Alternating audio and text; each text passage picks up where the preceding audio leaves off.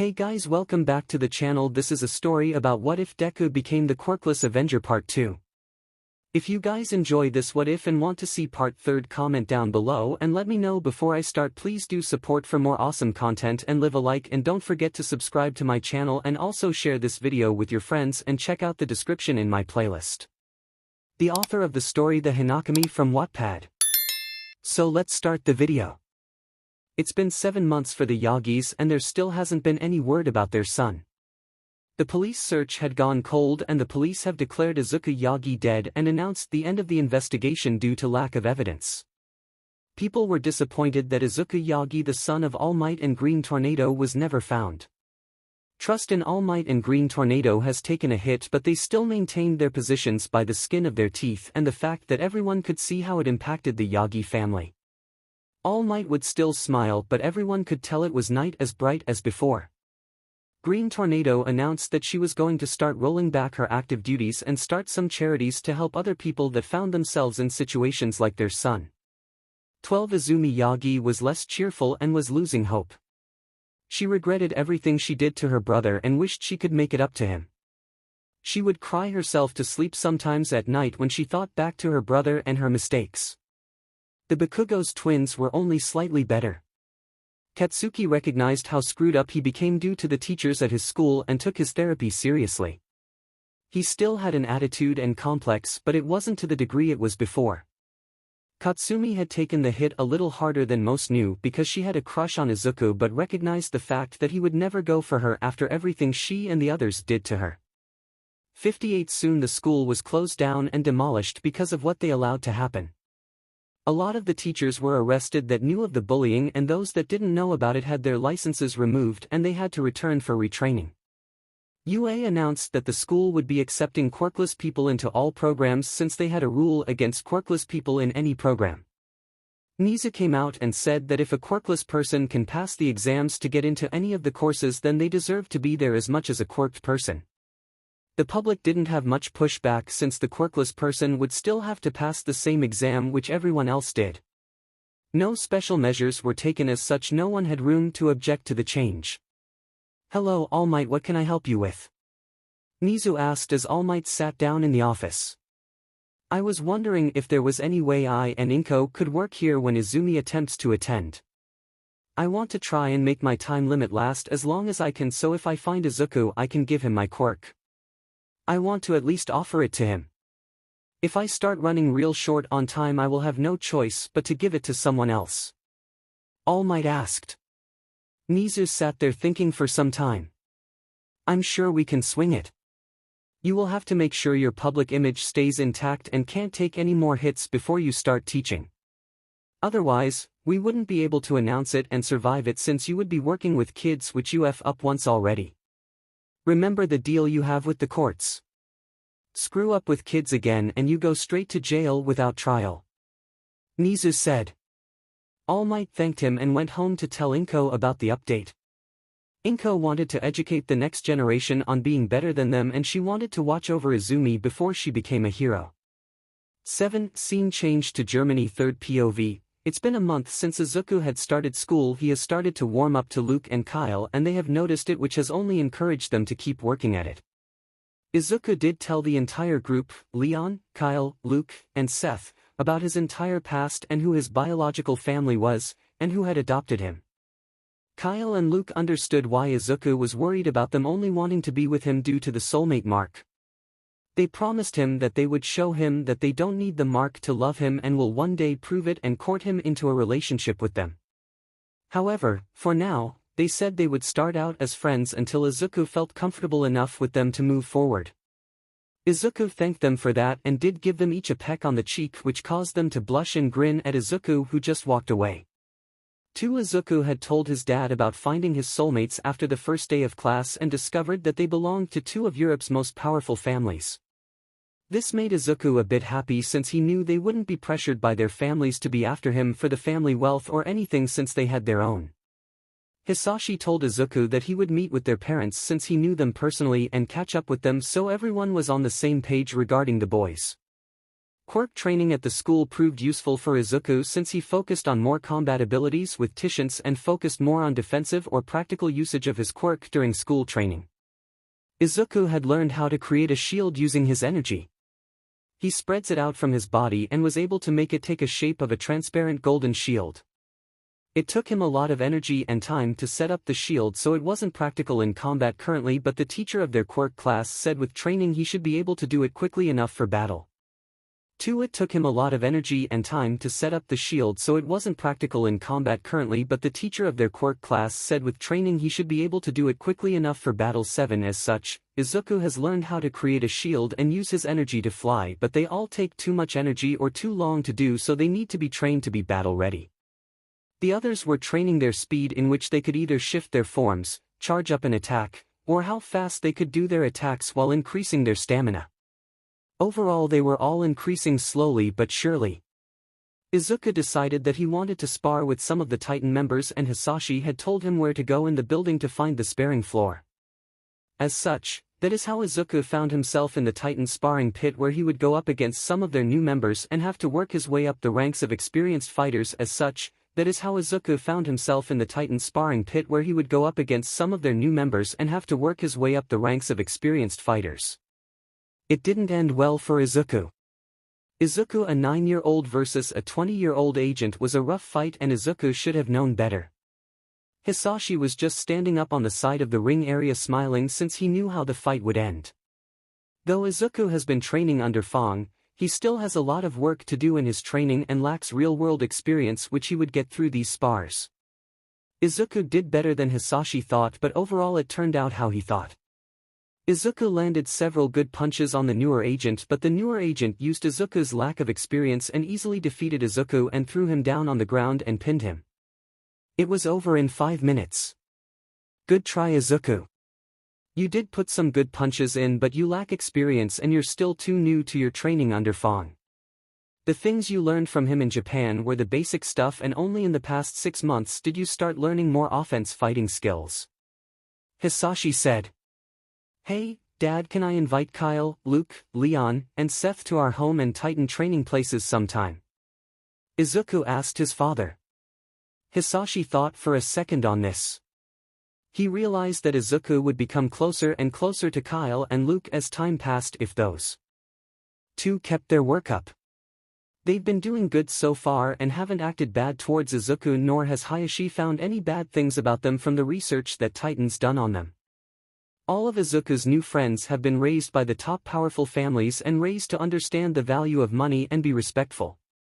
As such, Hisashi couldn't really find a reason not to reject the request. Sure, son. However, whenever they are off the home floors, they will need to have a Titan guard with them for some time. I'm also going to require them to have a chip placed in their body as you have. It will act as a GPS and give them basic access to the main living room floor and your floor. Mine will be blocked since my private office is there. Hayashi said. 3 times skip 1 week has passed and Izuku has decided to bring everyone to his home. They had let their parents know they would be at the 𝗵𝗃 residence, and their parents said it was fine since they would be in a well-guarded building and protected from outside threats. As such, they didn't need to bring their guards since Izuku's would be with them until they arrived at the building. Thank you guys for coming with me, Izuku said. Everyone said it was no problem. They decided to go to the training room on the private levels after Hisashi gave them the chips that their parents agreed to, since it acted as a second level of defense due to the GPS, since they can find the kids if they ever get kidnapped. For they decided to go to the training room on the private levels after Hisashi gave them the chips that their parents agreed to, since it acted as a second level of defense due to the GPS, since they can find the kids if they ever get kidnapped. 3 They all did some basic work out before they started to do some quirkless sparring. Titan sent up 2 agents for Izuku so they could get advice on their quirkless sparring. First, it was Izuku versus Leon. The fight lasted about 5 minutes since everyone's families trained them in quirkless combat. Izuku had pinned Leon to the ground when he made a small mistake and Izuku capitalized on it. Next was Luke versus Kyle. They both fought with similar styles, as such the match took a bit longer than the first one. The fight ended in a tie with them both exhausted on the ground.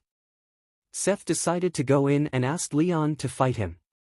However, this would take a turn that no one expected. The match started with Leon just using his shorter size to dodge all the attacks and not letting Seth connect anything, but soon Seth was able to grab a hold of Leon. It was at that moment Leon started to scream in pain and clutched his right bicep. Everyone froze but Izuku. He remembers how he felt and what he did when the soulmate mark appeared, and Leon was acting just like he did. As such, Izuku jumped into the ring and moved Leon's hand, and saw a white tiger mark start to appear. Agents call the medical bay and warn them we have incoming. Leon has just received a soulmate mark just as I have. Izuku yelled as he got ready to pull Leon in his arms, but the moment Izuku said something about a soulmate mark appearing, it had snapped Seth out of his shock. Seth dropped down next to Izuku and Leon and said, "I'll carry him. We need you to get us all down to the medical bay and make sure no one stops us," Seth stated. He then pulled Leon in his arms and whispered that it was going to be all right. They soon made their way to the elevator and Izuku triggered it to go down to the medical bay floor. Hisashi was already there waiting and was on the phone with Leon's and Seth's parents. "Yes. They just arrived. Leon is showing the same signs my son showed when he received his marks. It appears less painful since he only received one mark, unlike Izuku who received two. Let the guards in the lobby know when you arrive and they will guide you down to the medical bay." "Yes. I'll update you if anything changes," Hisashi said while on the phone. Leon was taken by the doctors and placed on the bed. They started to do the tests they did on Izuku and had called in the agent with the quirk that can view another person's quirk. Time skip, 1 hour has passed and Leon's and Seth's parents had already arrived and were sitting with them in the medical bay. Izuku and his two soulmates were in a side room with a window to the medical bay. "So why does Leon's soulmate carry him but you two didn't when I got my mark?" Izuku pointed out, teasing Luke and Kyle. "Ichiwai" was shouted out by them. "We would have. But we didn't know that was what it was." "Sorry," Luke and Kyle said. "I'm just teasing you. So don't worry. The only reason I acted was that I had a good guess what it was and Seth reacted due to me knocking him out of his shock. So don't take me seriously, okay?" Izuku asked them with a smile on his face. They just nodded their head and moved to each of Izuku's side and gave him a hug. Izuku felt warm inside with his two soulmates hugging him. "I guess I get to tease Leon now about his soulmate," said Izuku with a grin on his face. Luke and Kyle just sighed at his grin and did a silent pray for Leon. Soon Leon woke up and everyone moved to the room. "Leon, good to see you're up. Now I get to tease you since you teased me so much about my soulmates," Izuku said with a grin on his face. Leon just cursed under his breath and got a smack by his mom to his head while she said not to curse. Izuku just laughed while the others were just sighing at the two boys. Soon the doctor came in and started to explain the situation to Leon. "You're in the same situation as Izuku. You received a soulmate mark from Seth. As seen by the white tiger mark on both of you. It has the same condition as Izuku's and we've listed them out here on this sheet so you can read it and ask any questions if you have them," the doctor stated. Leon asked Izuku some questions on if he felt any different after getting the new organ in the long term and if it impacted him in any way. "No. It was a bit weird for like the first week for me because I knew there was a new organ. I knew it was different. So it just felt weird without really feeling weird. Overall, I saw no impact on my training or in my daily life. It's just a bit annoying to feel the burning situation whenever the two kitsune of mine enter the room," Izuku said. "Oh. So they are your kitsune now. Interesting," Leon said with a small grin on his face. Izuku realized what he said and just grabbed a pillow from the next bed and started to smack Leon with it as he had a blush on his face. For Kyle, Luke, and Seth just sighed at their soulmates' antics. "It's ironic with how small our group is that you and I ended up being their soulmates," Leon pointed out. Izuku could only agree. "It just means we are meant to be," Luke said. Izuku just threw the pillow that he had in his hand at Luke. Kyle just laughed but got a pillow to the face from Izuku as well since he grabbed another one. Now. Stop playing with the medical ward stuff. Hisashi said as he de-iced to have everyone move up to the private living floors since Leon was okay enough to walk. Everyone please just take a seat and just start to relax since today has been stressful for everyone, Hisashi said as he called down to the building kitchen and had them prepare food. Everyone please just take a seat and just start to relax since today has been stressful for everyone, Hisashi said as he called down to the building kitchen and had them prepare food. I've called the kitchen and they are going to prepare dinner for everyone since it has gotten so late in the afternoon. Kyle, Luke, your parents are about to arrive.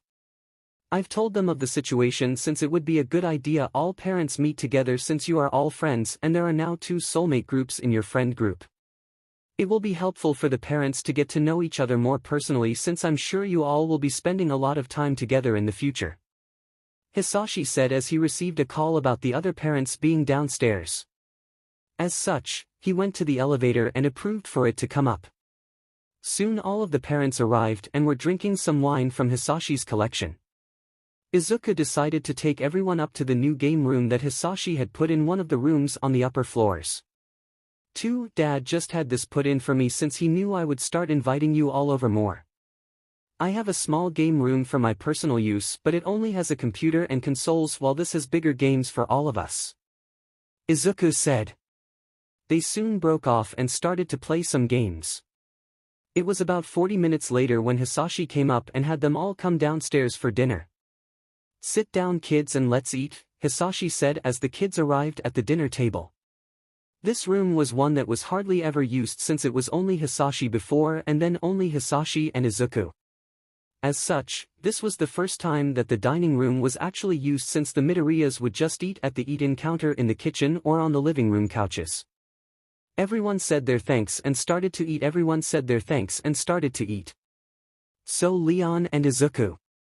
How are you 2 taking the whole soulmate thing? I know Seth, Kyle, and Luke have always been waiting to find their soulmate since they actually knew about the soulmate bond but you 2 didn't until it happened, asked Seth's parent. Leon and Izuku looked at each other and they started to talk.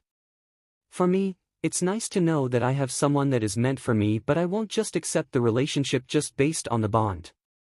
Seth will have to prove that he actually loves me outside of the bond. I know very well he's been perving on me lately though since he keeps taking glances at me in the locker room. Stated Leon, which made Seth start choking. Everyone just laughed at that. Then it was Izuku's turn. I was afraid of it, to be honest, Izuku said, which made Hisashi sigh since he knew why. The boys did also but the other parents didn't know the reason. Izuku though answers the question for them. You all know I'm adopted by my dad. Before that my biological family wasn't they weren't so great, which is a nice way to put it. If you want better answers you can get Dad to tell you. I'm kind of tired of repeating it so much. He can give you the entire story. Oh, Dad, that reminds me I did hold one thing back about what happened. Izuku's write down on a napkin about OFA and its story and gives it to his dad so no one can see it. However, after spending more time with Luck and Kyle I'm opening my heart to them a bit more and learning that they won't be the same as everyone else in my life has been. Izuku said. Everyone was happy that Izuku was opening his heart up to the boys. The parents were still a bit confused and looked at Hisashi, who said he would explain later when the kids go play again. Hisashi then looked at the napkin and just choked on his wine. Son. Just to confirm. You did hear this correctly. No way you heard wrong, right? Hisashi asked as he was even more since the truth about OFA made what All Might and his family did worst since he would have known about the hardships a bit and shouldn't have treated his own so that way. Yeah.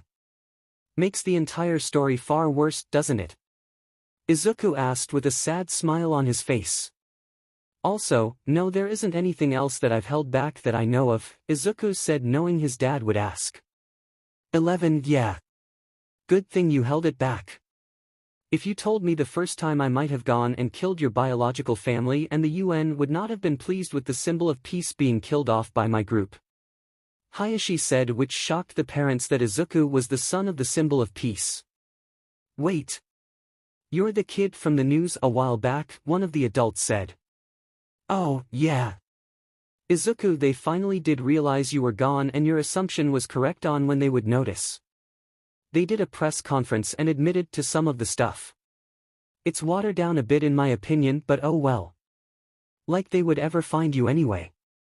Hisashi said with a smug grin on his face because the UN had approved of the adoption regardless of the fact that Izuku's biological father is the symbol of peace, since Titans are far more important to social peace than the symbol, since he can only be in one country while Titan is all around. Soon the dinner came to an end and the kids went back to the game room to play. Hisashi then explained the entire truth while leaving OFA out. The parents were to hear about everything and glad Izuku was brought to Germany.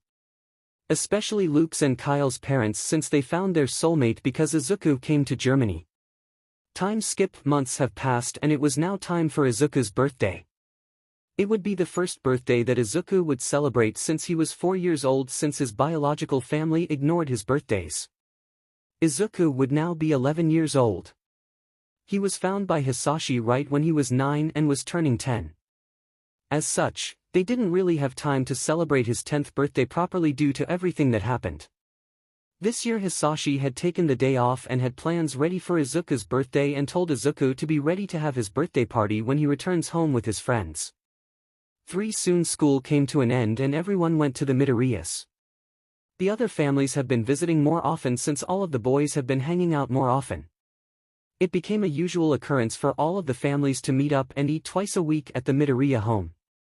The parents were granted access to the main level of the private floor while the kids had access to the main floor, Izuku's floor, and the other private floors below the main floor. No one had access to Hisashi's floor beside him and Izuku due to his office being on that floor. Izuku walked in and was welcomed with the entire main floor living room being decorated in birthday supplies. Izuku had some tears going down his face, which worried Hisashi for a moment. Thank you, Dad. It's nice having my birthday celebrated for once. It's been a long time since my 4th birthday before they all turned on me. Izuku said with a smile. Hisashi just hugged his son and told him it would be alright. Everyone just sat around talking while the boys laid on the ground watching some TV. Over the year that passed, all of the soulmates got more close to each other after they entered the last semester of their first year of middle school. Leon and Seth had gotten to the stage of holding each other's hands and pressing up against each other's shirts while they sat down. Izuku, Luke, and Kyle were closing in on that stage as well. Izuku was comfortable with holding their hands anytime they wanted and was opening up to being pressed up against their shoulder as well, but was still working on it.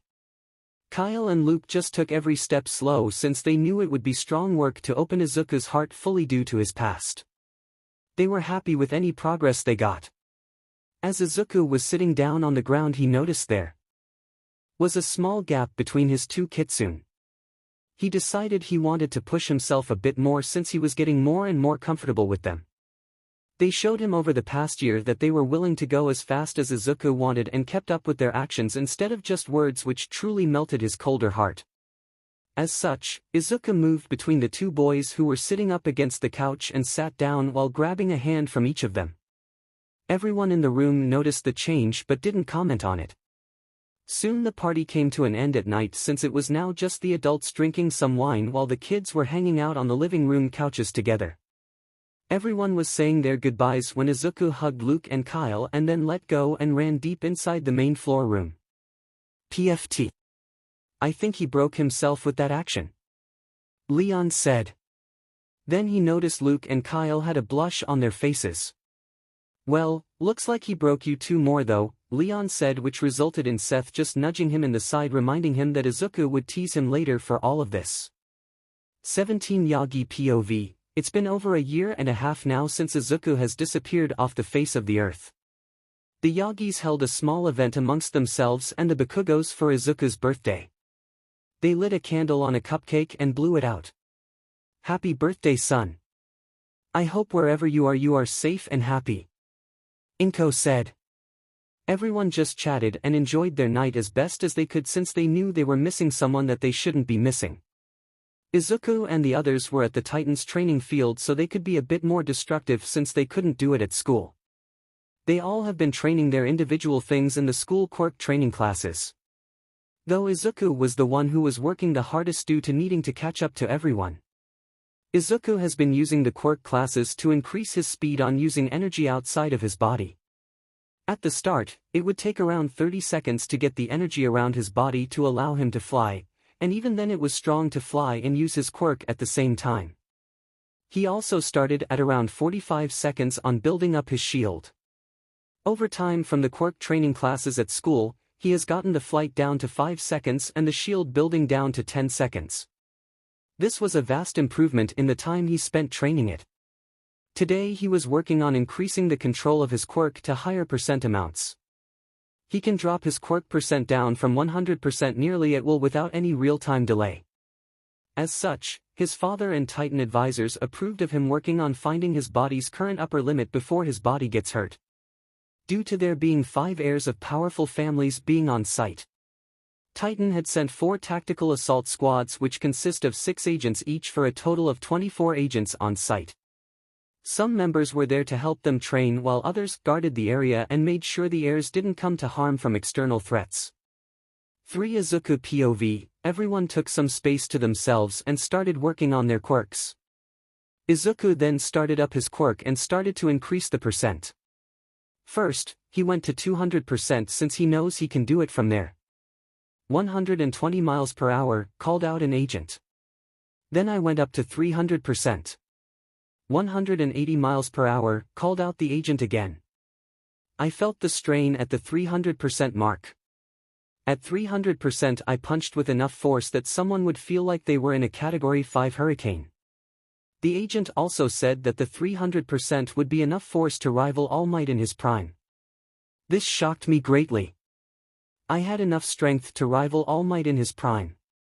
Though I wouldn't be able to use it in battle since 300% did strain my body, which means I need to train my body to be able to handle it. Otherwise, I could move around using lower percent and then up to my attack to 300% right before contact to get the best results. However, currently, it takes too long to power up to that amount and I notice that my sun has shrunk over half of its size with those attacks. Meaning I need to get faster at absorbing if I want to use multiple attacks like that in the future. 3 Everyone else was just shocked at my level of strength that I had just displayed. I decided to increase my percent to 200% and see the energy consumption rate if I was just using it to move and not attack. After about 10 minutes of just running and doing a lot of agility training on a course nearby, I noticed that I had less energy being consumed. The current theory I had was that when I attack I'm using energy to create the force of the attack itself, so it consumes more instead of just powering my body to move. That was useful information to know. 3rd POV, while Izuku was doing his thing, Luke was working on his transformation speed and how fast he could generate his lighting ball for attacking. While doing this he was also working on his stamina training by working on lasting longer after each attack he does. This training was also done by Kyle, who had a similar quirk. As such, their training mirrored each other for the most part. Seth was training his speed on creating attacks out of his mouth while moving since he had to concentrate to create his attacks. He knew he needed to be able to move and create the attacks at the same time. As such, he was working on that. Leon was working on his control distance for objects.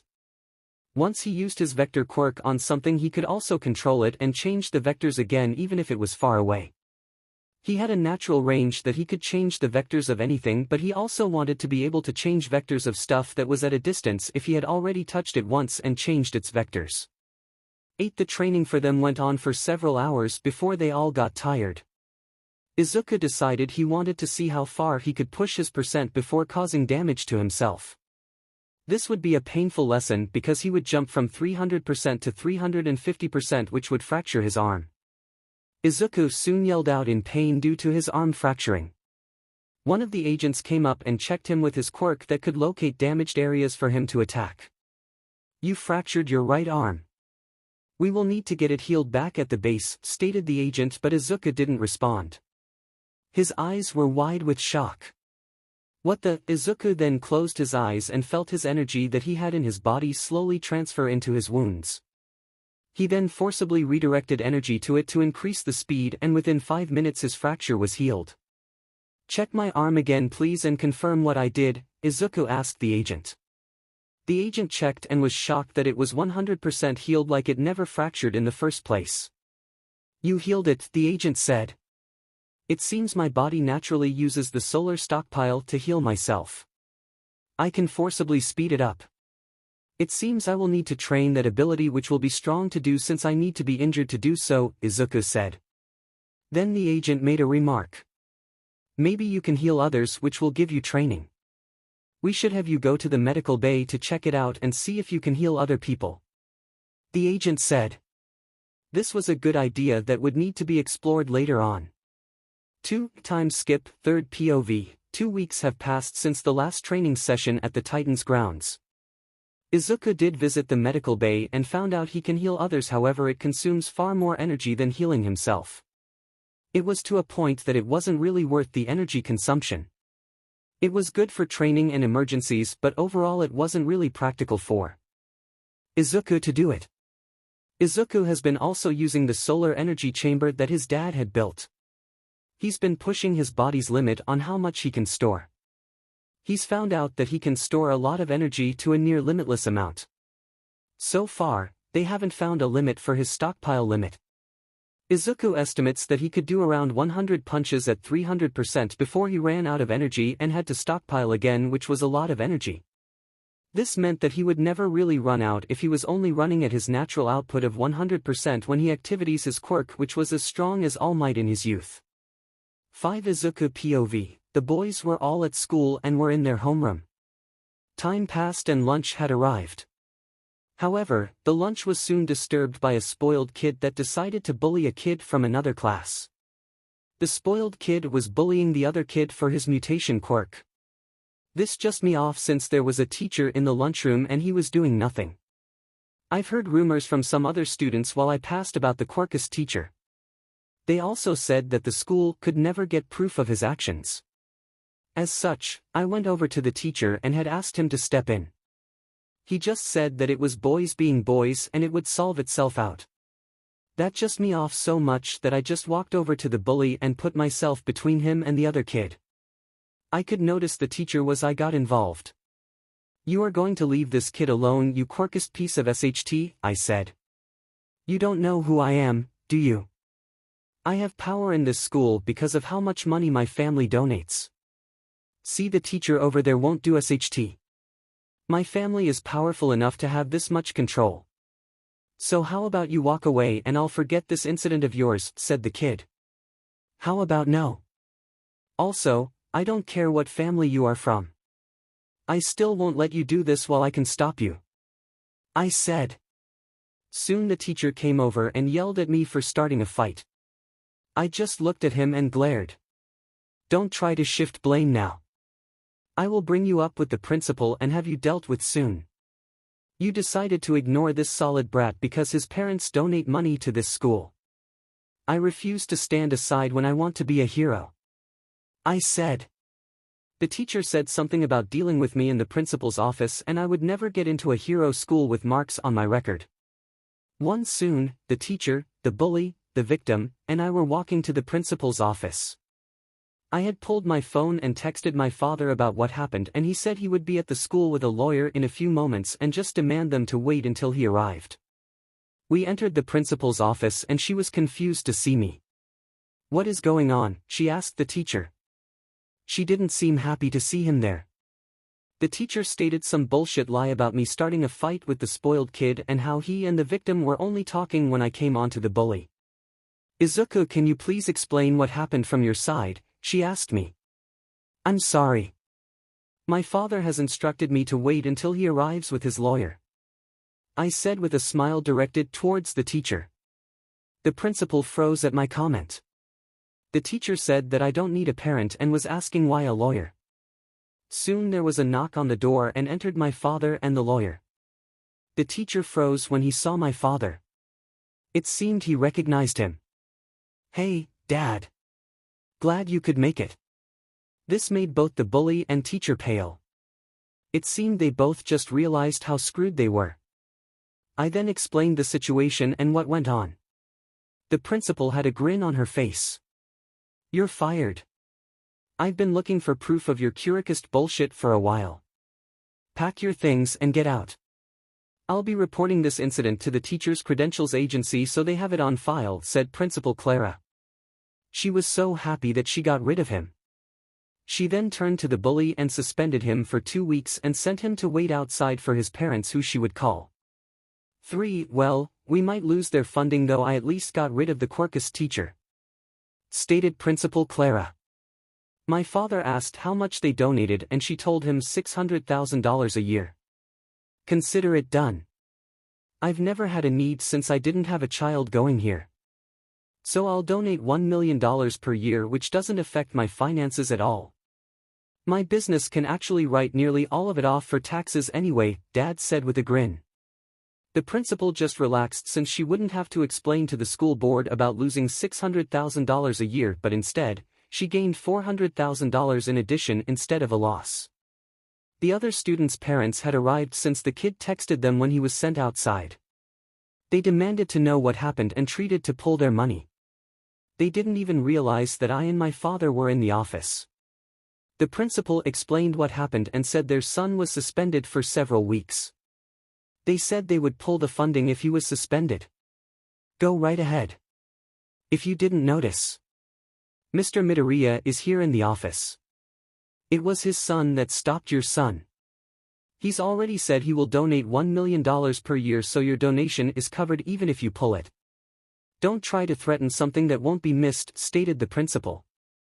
The parents looked embarrassed in front of my father and excused themselves and took their son to leave. Dad said they likely wouldn't pull the money since if the truth got out it would be an embarrassment for their family. 11. Soon I went back to class and the day came to an end. Dad just told me he was proud that I stood up for injustice and told me to keep doing it when I needed to since we had the money and power to back me up in my actions. He just warned me to make sure I was right in my assumptions when I did things. Time has flown quite a lot for Izuku and his friends. Izuku now finds himself starting his last year of middle school. Overall, it was a wild ride last year for many reasons. One reason, in particular, was the kidnapping attempt. The spoiled brat and his family were about Izuku sticking his nose in their son's business. As such, they hired some villains to attempt to kidnap Izuku one day. 13. Flashback 1. Izuku POV. It was the start of summer break and Izuku was going out with his 2 guards to the local Oktoberfest that was taking place. Izuku knew he couldn't drink, but it didn't mean he couldn't enjoy his time or eat food at the festival. The rest of his group didn't go with him this day because their families had annual family festivals that they do each year themselves, which were going to be done the first half of the week before they came back. As such, Izuku was by himself with his 2 guards. 10. They had been at the festival for about 1 hour before the events took a turn for the worst. His guards were attacked by several villains that kept them occupied. Izuku, seeing this, pulled his phone and pressed the special button 10 times before another 2 villains started to attack him. Due to the fact that Izuku wasn't a mercenary nor had a hero license, he couldn't use his quirk that much. He was only allowed to use it to defend his body and others from direct harm. Meaning he could defend but not attack due to quirk laws in Europe. They were less strict than Japan but still were strict nonetheless. Izuku was on a losing front since even though he was overall overpowered with strength more than All Might, it was useless if he can't attack and only defend. 6. As such, Izuku was defeated by the villains attacking him since they increased their numbers from 4 people to 10 people. 3 people were each fighting his guards while 4 were attacking him. It was a losing battle since they were outnumbered in a crowded area where they had to worry about harming random people. 3rd POV, young Mr. Dale shouted while trying to get to Izuku. As the villains were starting to pull back, 2 tactical assault teams arrived on site with police coming in behind them due to reports of a villain attack. They also had several heroes on site as well that were fighting some other villains that were causing a distraction for the main villains. The assault team ignored the other villains and went straight for the ones that had Izuku. Soon after 5 minutes of fighting they had the entire villain group secured and had Izuku in a transport heading back to the tower with a full assault team. 𝗵𝗃 was worried when his agents ran into his business meeting with the board of directors. They shouted that Izuku's GPS and an emergency alert was triggered by Izuku and that he had requested for an assault team to his location. Then they received a report via local police of a large team of villains attacking the festival where Izuku was at. Soon 𝗵𝗃 was waiting in the garage where the assault team would return once they had Izuku. They had alerted the tower that they did secure Izuku, but he was not awake. It was another 15 minutes before they arrived. One agent got out and said that his guards are still on site with the others giving reports and helping the other team clean up. From what we were told before we left, Izuku was the target. The other team will start questioning the villains the moment they are allowed to. The police have been notified that Izuku was the target and have turned the case over to us to deal with since they know we will want it. The agent said. 𝗵𝗃 was but also happy. He was at whoever had the ball to go after his son but was glad Izuku and his guard held on long enough for backup to arrive. Time skip 3rd POV. It was later discovered after they questioned the villains that they were hired by the family from the school incident. Evidence was gathered and the police approved the arrest warrants. Soon, several teams of Titan groups went and knocked on the family's door very strong. They had arrested the entire family and brought them into the police station for questions. It was only 10 minutes in when the son gave in to the police and gave up his parents. Ironically, since the son knew about the crime and didn't report it, he got jail time as well. The entire family was sentenced up to 20 years in jail and the child received 10 years due to his age. The courts ordered their assets to be turned over to the 𝗵𝗃 family as reparations for the crime and emotional damage. As such, the 𝗵𝗃 family gained a new company, though small compared to the others. It was still an entirely new company. The house the family owned was donated to the city so they could use the house as an orphanage. Other assets were still kept by the family, but the house and business were taken over due to the family being in the red and being unable to pay the 𝗵𝗃 cold strong cash. 15 When Izuku's friends heard of this, they rushed back from their family vacations and stayed by Izuku's side. They were annoyed with the quirk laws because Izuku could have wiped the floor with the villains if he was allowed to attack and not just defend. Luke and Kyle had just transformed into their fox forms and cuddled with Izuku on his bed in the medical bay when they arrived. Their relationship had improved to the point of them dating. Izuku had accepted their feelings and they announced to their families that they were officially dating 2 weeks before summer break had started. As such, it wasn't weird to see them cuddling whenever someone found them anymore, since Izuku was in love with their fox forms and enjoyed the cuddles they gave in that form the best due to how soft he found their fur. 8 Flashback over 3rd POV. Izuku had to deal with his father being overprotective due to that event for a while. Izuku understood his father's feelings since he had lost his brother and mother in a villain attack in the past and could only imagine what he felt like when the agents walked in on the meeting telling him about me calling for help and then a report of a villain attack. Izuku also spent a lot of time cuddling his boyfriend's foxtails. They made the comment that he would replace them with their tails one day. Izuku responded that he already had replaced them with the tails and they just refused to accept it. This made all of his friends and adults break out in laughter while his boyfriends just pouted and tried to suffocate him with their fur. Izuku just responded that he was dying in bliss, which just made everyone laugh even harder. 13 Moving on from those events. The summer break soon came to an end and they started school again, and they soon went through the second semester of their second year without any incidents. They trained and studied strong and passed their exams at the top of their year. After their finals were finished, they came upon their winter break. They also needed to start their preparation for the last year of middle school before they would go to high school for heroics. It was decided that everyone would take a large family vacation to Zermatt, Switzerland to do some skiing as a family. At this point all soulmates are dating and everyone considers everyone family due to how close all the families have become. 2 3rd POV 13 3rd POV. Soon everyone arrived in Zermatt, Switzerland, and was staying in the local Titan base. This base focused more on rescue operations instead of combat, but still had several combat teams.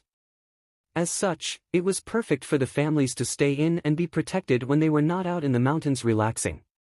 The family spent a lot of time skiing and enjoyed their time. Izuku even started a snowball fight which turned into a snowball war which he quickly lost because his boyfriends shifted into their half-human form and used their tails to win. Izuku just pouted at that and his boyfriends just used their tails to soothe Izuku's manager. The way into his heart was our damn tails it seems. Thought both Luke and Kyle, which and Izuku somehow figured out that was what they were thinking and called them out on it. Yes and no. Your tails are really just so warm and soft that it does soothe my pouting and or anger nearly any time. I would have been wary if you tried to create a relationship based on me loving you for just your bodies and not you as individuals. Izuku said. How did they thought? How did I know what you were thinking? My past made me good at reading people's true thoughts towards me based on body language and what I know of them. Izuku said, which just shocked his boyfriends. Well, we learn something new about you every day it seems, Luke said while just hugging Izuku. Kyle just came behind Izuku and grabbed his waist and pulled them down into the snow since it wasn't too cold out with the sun blaring down on them. 5. Thank you for entering my life and liking me, Izuku said in a very low tone, but both Luke and Kyle heard it due to their fox ears. We care for you far beyond liking. We love you, Izuku. Kyle said, which Luke agreed with. Izuku turned around and both of them on the lips. I want to complete the bond, Izuku said. This shocked them both, but they were happy to comply. Pull your shirt sleeves up so we can see the soulmate marks on your biceps. We'll do the same, said Luke. 21 Izuku POV, they said they love me and, to be honest, I've fallen in love with them as well. Dad did say I could complete the bonds between us whenever I was fully accepting of them and felt ready. If they ever tried to push it, Dad wanted me to tell him and he would set them straight. However, they never pushed it nor pushed me to do something I didn't want them to do. They always told me to tell them no if I ever felt them do something I didn't want them doing. As such, I wanted to complete the bond. I knew I wanted to marry them in the future and have children with them. 6. I turned around and both of them on the lips. I want to complete the bond, I said. This shocked them both, but they were happy to comply with what I wanted. Pull your shirt sleeves up so we can see the soulmate marks on your biceps. We will do the same, said Luke. Soon we all had our marks showing. We are going to embrace our marks. After we do, then you will embrace our marks to complete the bond, okay? Asked Kyle. I nodded my head and they both leaned in and my marks. I could feel the marks heat up and burn. I leaned over to Kyle and his mark and then moved to Luke's mark and it. Soon they felt a burning sensation as well as shown by their faces and the marks changed. Their marks had a green tint on them while my mark had tints that matched them. Thank you, little son, Luke said with Kyle following up with, indeed, little son. They always teased me about my height since they are both a half-foot taller than me. It allowed them both to lean down and embrace the top of my head whenever they wanted and I had to stand on my toes to embrace them. They are lucky they can soothe me with their tails. 22 Third POV, soon we made it back to the base and found all of our families relaxing inside the living room area that was inside the base. Everyone noticed that we were happier than normal and 𝗧𝗪 had asked why they were so happy. Luke and Kyle both moved forward in front of Izuku and looked 𝗧𝗪 in his eyes. 𝗧𝗪 sat up straight and everyone noticed the change in the room. Mr. Midoriya, Izuku, Kyle, and I have completed our soulmate bond. As such, Kyle and I would request your permission to be engaged with Izuku under the Quirkless Marriage Act under European Union law, stated Luke as they both looked at 𝗧𝗪 with determination in their eyes. Everyone was shocked. The three of them had completed their bonds. Leon and Seth haven't completed it yet and everyone thought they would do it first. Izuku, did they force you to complete the bond? 𝗧𝗪 asked his son without looking. No, I'm the one that brought it up and asked to do it, Izuku said. 𝗧𝗪 turned his head and looked at his son for a second and then back to Luke and Kyle. Since it was Izuku that asked for the bond to be completed, then I will approve of your request. When we return to Germany, I and your parents will sit down to complete the paperwork to have your engagement registered with the governments of the EU. This law is recognized under the UN, meaning the engagement will be recognized by all countries that are a part of the UN, Hisashi said. The boys untensed and just yelled in excitement. You know, I never did say anything about an engagement. Though I'm not complaining, Izuku said. The boys just gave him their tails, which made him smile. You just want a reason to cuddle with our tails, Luke said. I have no idea what you're talking about. I'm innocent. Ask anyone in this room, Izuku said, looking at his two new fiancés while cuddling their tails. Everyone just chuckled at this since Izuku can be soothed pretty much always with their tails. Remember boys, no SXL acts until you're past age of 14, which is the Germans' age of consent. You are all still only 13 currently, and you all won't be 14 until the end of middle school and start of high school, Hisashi teased.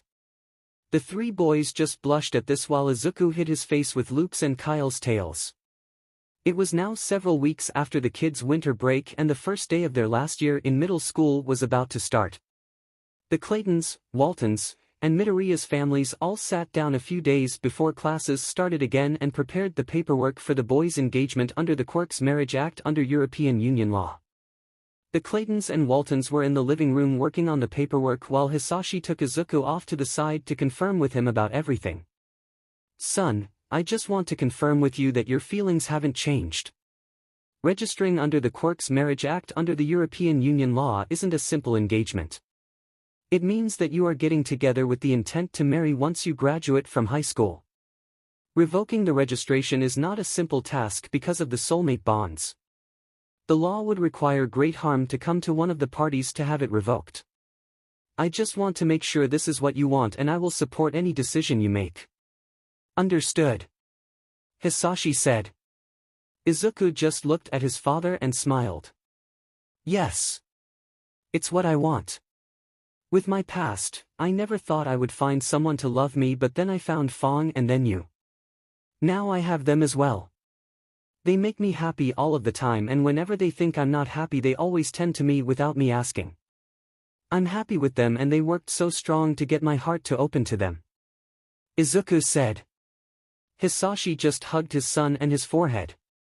They moved back to the living room where Hisashi started the paperwork for their side. After about 1 hour they had finished the paperwork. Kyle, Luke. Remember, break my son's heart and you will find Titan hunting you down, Hisashi said. Luke and Kyle just stared at Hisashi with determination in their eyes and grabbed each of Izuku's hand and shouted, never. A smile just appeared on Izuku's face at their determination. Kyle's and Luke's parents even said, indeed, and we won't get in any agent from Titan's path and attempt to stop them. So good luck if you ever hit that stage, which just caused their kids to look at their parents in betrayal, which made Izuku give them a quick peck on the cheeks to soothe them over. The boys' parents just teased them at that action. 3 times skip, third POV, soon school started up again and now it was time for their last year of middle school. Okay, class. We're in our last year before you apply for hero schools. We need to make use of any time we have for quirk training. Your education level is that of second-year high school students already. As such, half of your time will be split between the education of third-year high school knowledge and quirk training, said their homeroom teacher. A fun fact about the advanced classes of Frankfurt Advanced Education is that it allows people to graduate from high school quicker depending on their heroic training. The standard early graduation rate is everyone from the advanced education classes will graduate in the middle of their second year of high school if they have enough heroic training. The reason for this is because we finish our third year of high school work in middle school, which allows the high school to have people do more physical and quirk training. They also teach us, college-level classes, in their advanced classes to give us a better education. As such, they got to work on training and education for the year. Due to the fact that they are limited from doing destructive attacks or training, they had to focus on non-destructive elements of their quirks. 1. Training results. Izuku already gotten a good handle on his enhancements to his body's senses, hearing, sight, touch, strength, agility, flexibility. Izuku also used this year to increase his skill at shield making and flight capabilities. Izuku is now able to generate a shield instantly and also generate a shield from a distance. He can also fly using minimal energy as well and has become proficient at flying because the school brought in an individual with a telekinesis quirk strong enough for them to lift their own body. This allowed Izuku to learn how to lift his own body and fly based on them. Izuku trained in the school infirmary and medical bay at Titan's Tower to get his heal ability to work faster and at lower energy consumption. Currently healing a broken arm of his can be done in 10 seconds. Healing someone else takes around 1 minute but double the energy he would need. Now, Izuku had gotten these techniques worked on. He did experiment with trying to create new uses for solar energy outside of his body. Izuku learned that he can form weapons with his energy that have a burning sensation for his opponents. The longer the weapon is against someone, the more likely it will cause an actual burn instead of just heating their skin up. Izuku learned that it takes way too much energy for weapons that he would throw or complex-shaped weapons. Instead, Izuku focused on blunt-type weapons. As such, Izuku was able to create a bow weapon which he was already proficient in wielding due to training with 𝗏𝗏. Izuku just had to work on energy usage to maintain the weapon. He had to keep supplying energy to maintain the form of the weapon, but it wasn't that much that it was impactful like more complex-shaped weapons. Another attack method that Izuku discovered on accident during quirk training at school was a small blast attack. Another attack method that Izuku discovered on accident during quirk training at school was a small blast attack. Izuku had formed a small amount of energy in his hands and had just let it go without realizing it. This created a small blast to be sent off from his hand. The teacher told him to only experiment with it at the Titan training grounds or in high school, since they will have the grounds to keep people's staff from any failed experiments. Luke's training was focused on his shape-shifting speeds. He also discovered that he can shape-shift into other people as well when he was thinking of Izuku when he was in the middle of a shape-shifting. This caused confusion for a few seconds before they all realized what happened. Soon Luke fell out of the shape-shifting due to the energy drain. "Well, that was interesting but draining," he said. As such, a lot of his training during school was on his newly discovered ability to shift into other people, which would be an amazing stealth and information gathering skill. He couldn't use other people's quirks, but it still would allow information to be gathered by spying. One day Luke also discovered that he could travel through electrical devices. He had done this on accident when he was pulling his lighting ability on his tail and had transformed himself into an electrical current and went into a power source nearby. It took him about 10 minutes to figure out how to transform back though. As such, the teachers required him to have a staff member present whenever he tested it. Kyle's training was similar to Luke's. However, he discovered his void abilities could be expanded a bit more. He was able to pull his void energy across his body and move into shadows and appeared in another location. As such, he had discovered shadow traveling.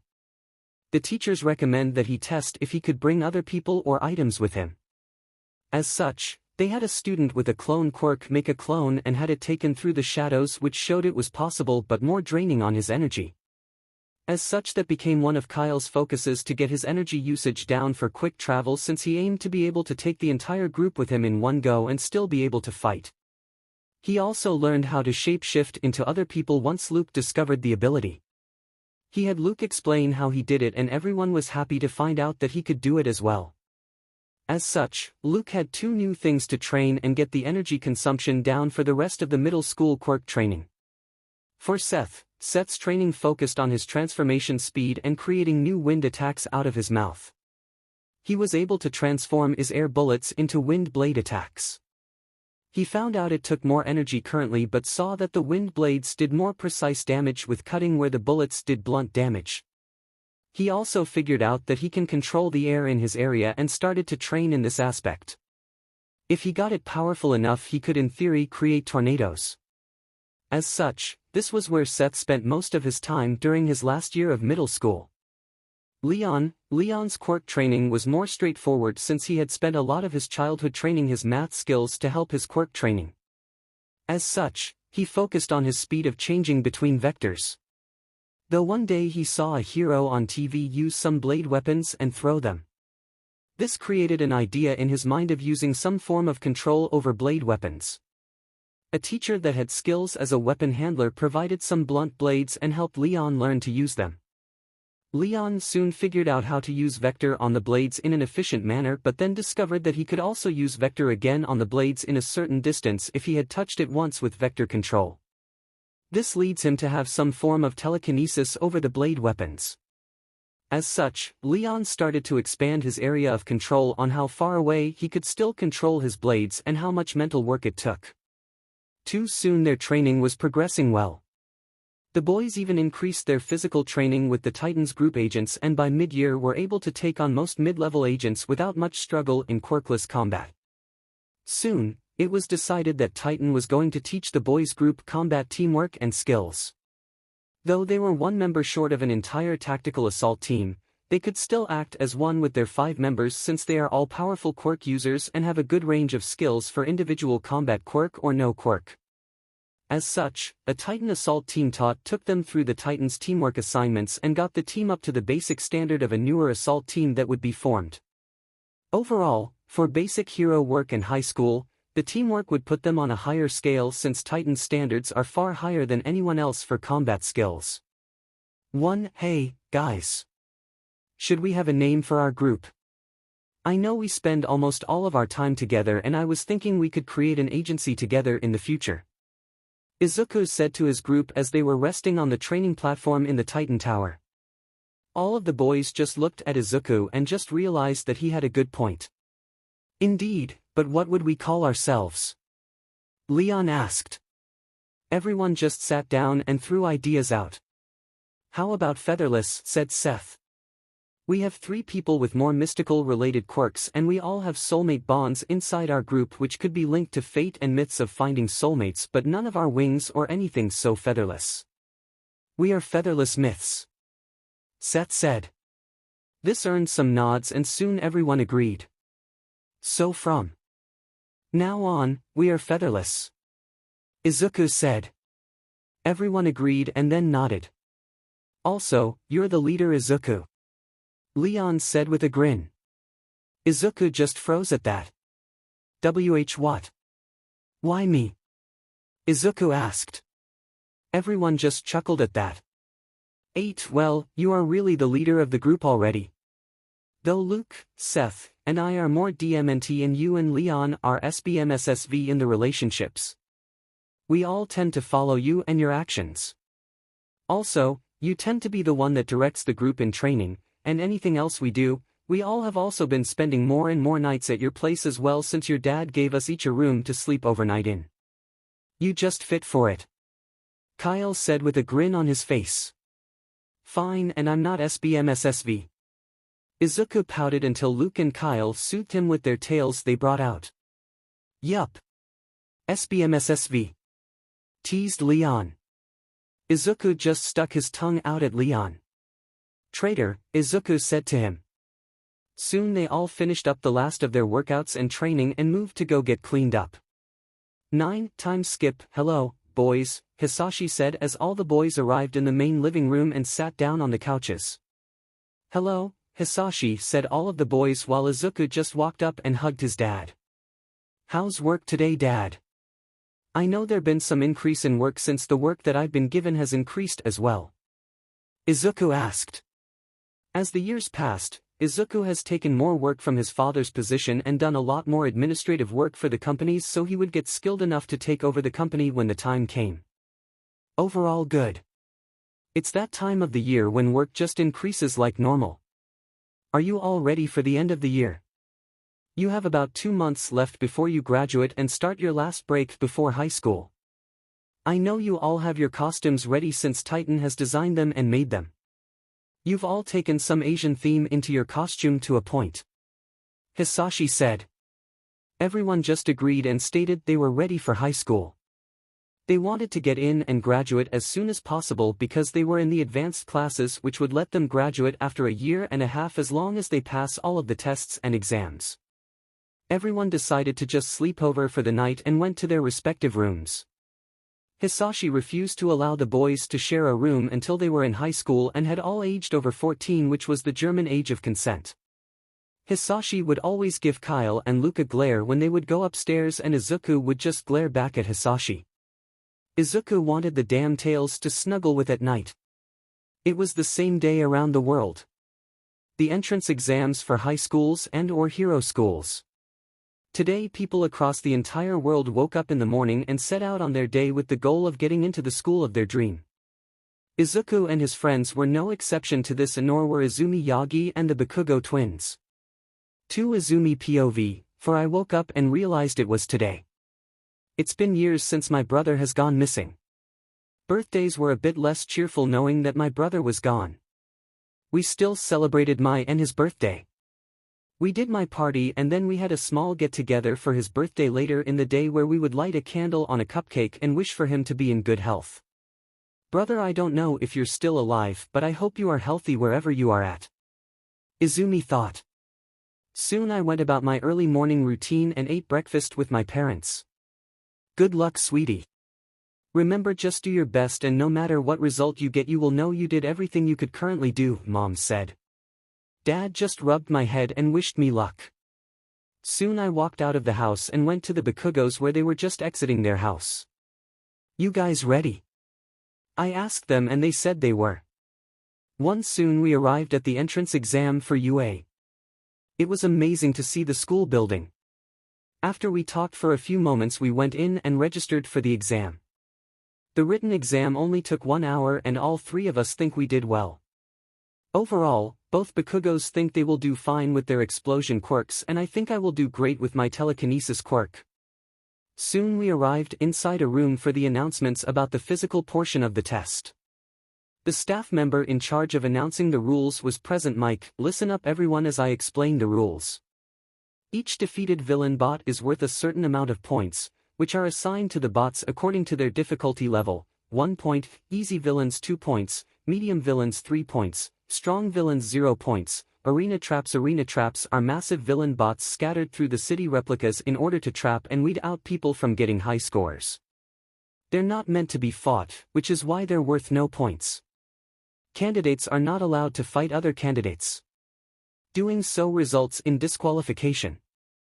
Students hailing from the same middle school are placed in different testing areas to avoid potential cooperation. Now, let us start the exam.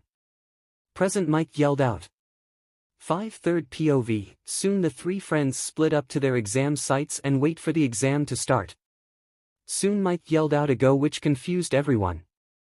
Then he said that there was no countdown in hero work. This got everyone to start running. Soon, we could see many people destroying robots, but Izumi was just tearing her way through since she could rip the robot wires out and snap the neck of the robots, which would break them. As people were fighting it out we could see the staff talking about the children taking the exam. Principal 𝗍𝗬 said that the best students use a combination of skill, speed, power, and focus to score the most points in the end. Some teachers pointed out the Bakugo twins and Izumi Yagi since they were doing so great. This made 𝗍𝗬 look at All Might, who was in the room, and then looked at the staff. Indeed, they are doing good. They will no doubt make it in. However, for full disclosure, they are being placed on probation for the rest of their time here at UA. It may be removed depending on their behavior after the first year, but for now, they are on thin ice. You all know the story about Izuku Yagi, the son of All Might and Green Tornado. These three students had a hand in that as well due to physical and verbal bullying.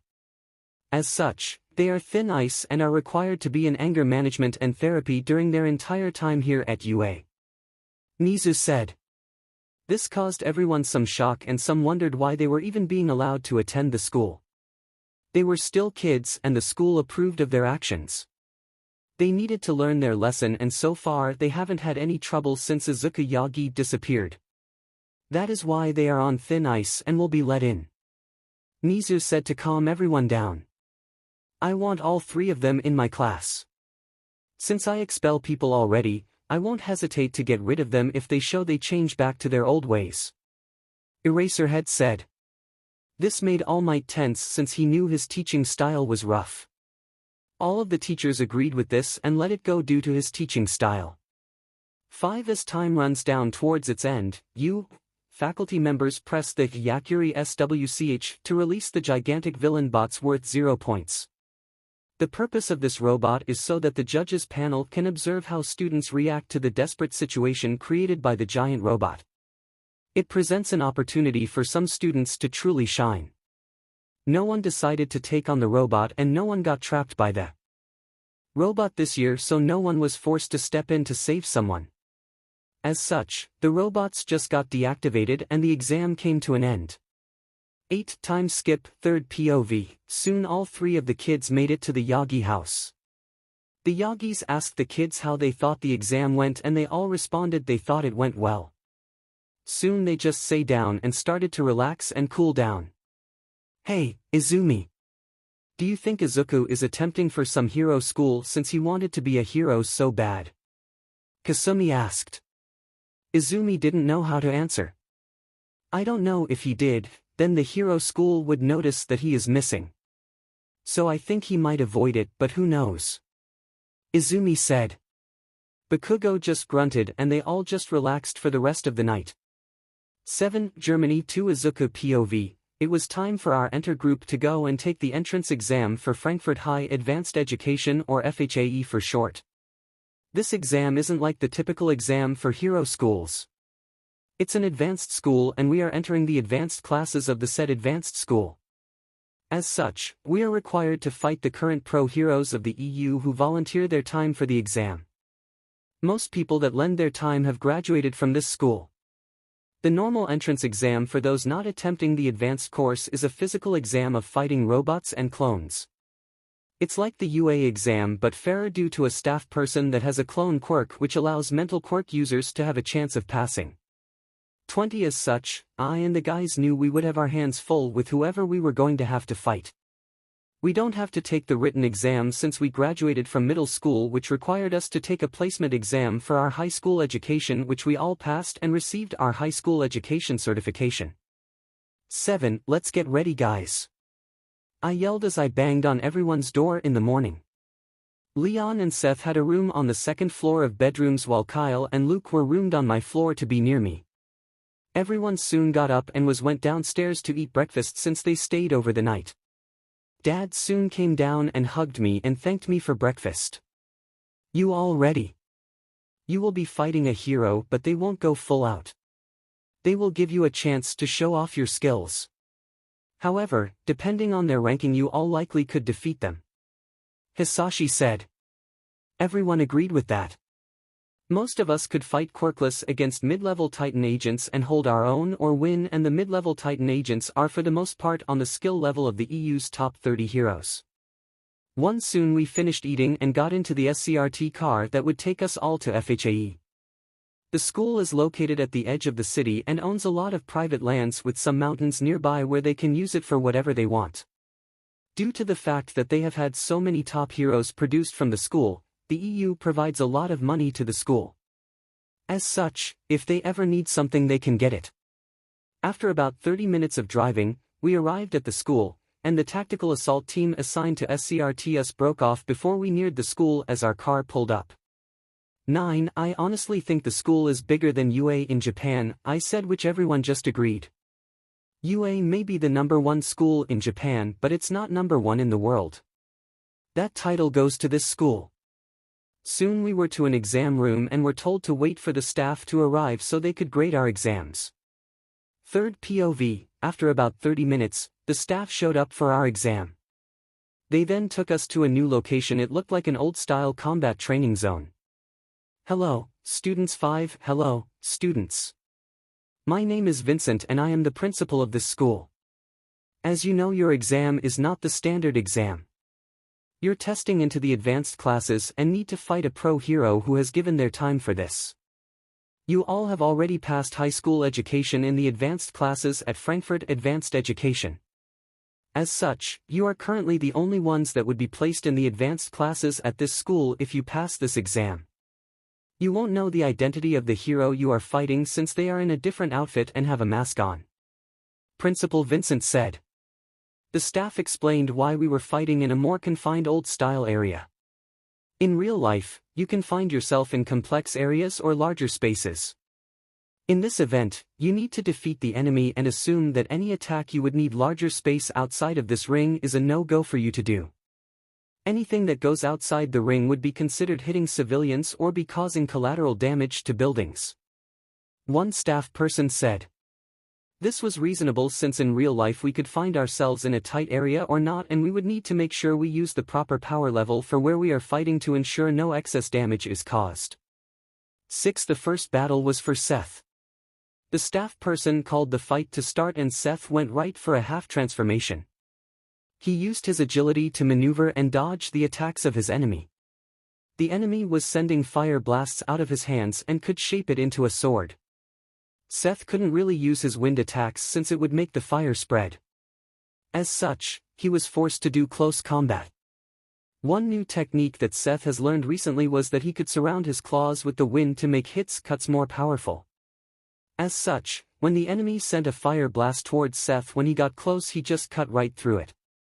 He then was able to get up close and cut through the fire weapon in the enemy's hand, which caused them to attempt to step back. It was in that moment that 𝗧𝗓 swiped his legs under his opponent and then pinned them to the ground, bringing his claws to their back and threatened them to cut in their shoulder if they attempted to move. The next match was Leon. In this match, Leon used his blades that he got really good at. His opponent was one who had a strength enchantment quirk. This did not help them at all against Leon, who had around 10 blades flying around them. They were able to dodge a lot of the blades, but after 10 minutes Leon had tired the enemy down. It was at that moment that he charged the person and engaged in close combat. This was to ensure that he could capture the enemy without causing major flesh wounds with his blades.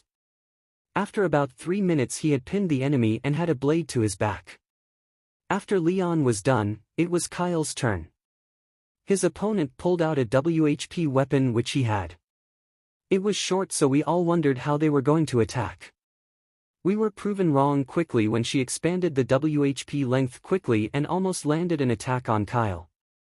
Well, that was interesting, Kyle said as he transformed to his full kitsune form. He used his tails to counter the WHP for each strike that his opponent did. It was a stalemate in that regard until Kyle decided to slowly approach her. He then used his other tails to force her into a corner and demand she gives up or he would force her down onto the ground. She soon realizes that she would be finished since Kyle had more tails than she had. "I give," she said as she dropped her WHP. Overall, Kyle's match was a shorter one since he was a perfect counter for his opponent.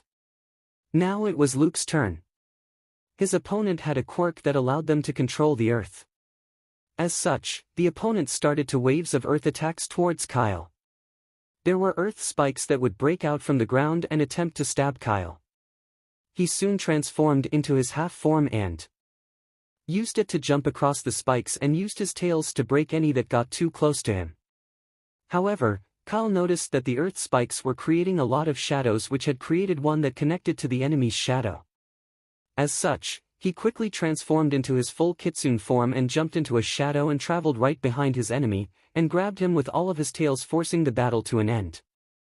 6. The last fight was Izuku's. Izuku and his opponent entered the ring and the fight soon started. The opponent sprouted wings out of his back and had arms transform a bit into scales.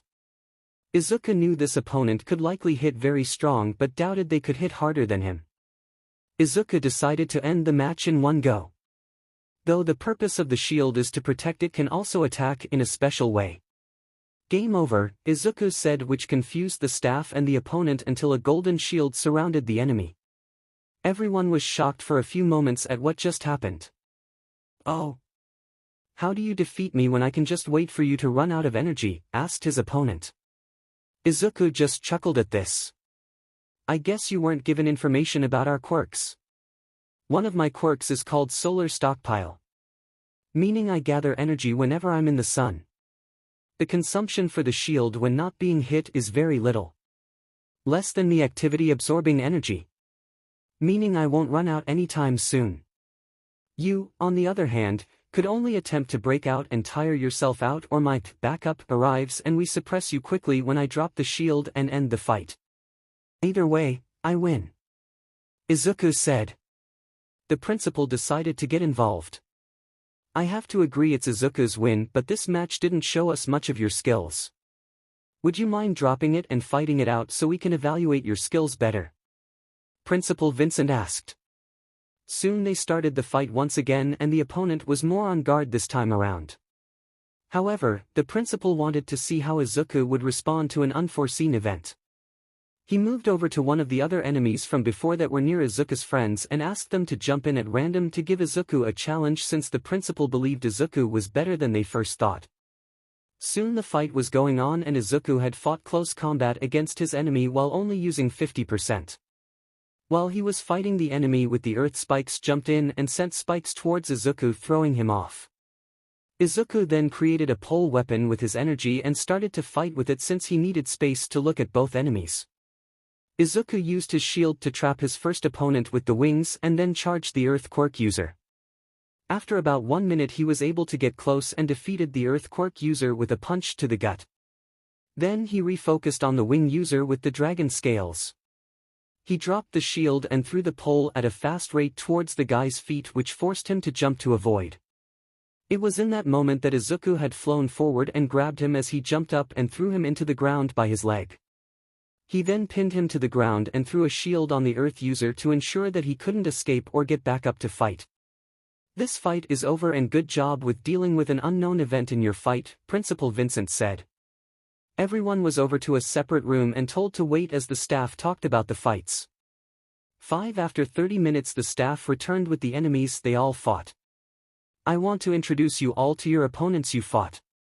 The Fire Blast user was the #45th_hero, the Strength Enhancement user was the #39th_hero, the WHP user was the #29th user, and the Earth user was the #30th_hero, with the last fighter with dragon wings and scales was the #25th_hero, stated Principal Vincent.